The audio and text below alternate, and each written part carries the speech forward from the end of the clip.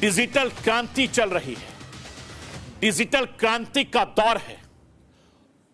अगर आप एक क्लिक से पैसा ट्रांसफर कराने से लेकर तमाम जरूरी काम कर पाते हैं तो इसके पीछे डिजिटल क्रांति का सबसे ज्यादा अहम योगदान हिंदुस्तान में।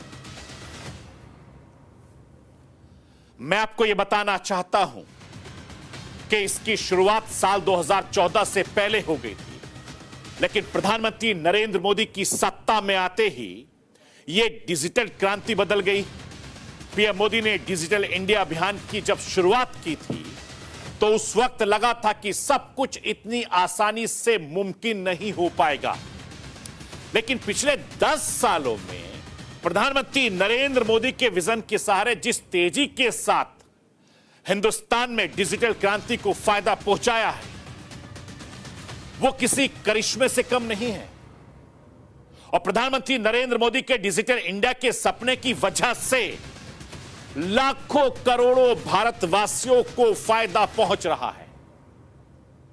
और प्रधानमंत्री नरेंद्र मोदी की सत्ता में रहते हुए 10 साल से ज्यादा का वक्त बीत चुका है और इन 10 सालों में किस तरीके से डिजिटल इंडिया को लेकर पीएम मोदी के विजन ने पूरे देश को, विश्व को मानचित्र पर एक अलग पहचान दिलाई है और डिजिटल क्रांति ने किस तरीके से भारतवासियों की जिंदगी को आसान बना दिया, यह हिंदुस्तान के साथ साथ पूरी दुनिया देख रही है और इसकी खूब तारीफ भी हो रही है।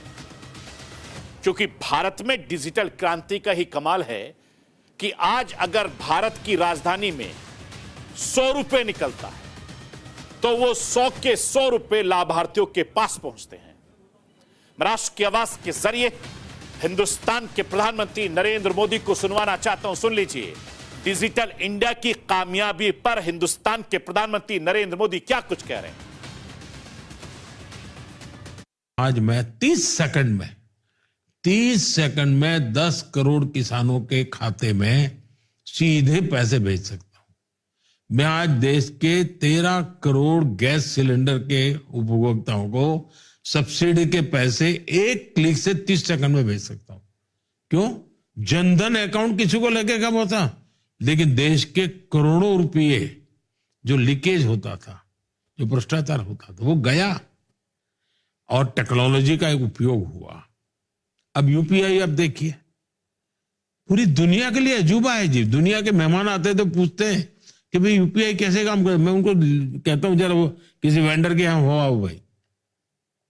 फिनटेक की दुनिया में और टेक्नोलॉजी को डेमोक्रेटाइज कैसे किया जाता है, दुनिया के सामने भारत ने एक उदाहरण पेश किया है। आज देश के नौजवानों के जेब में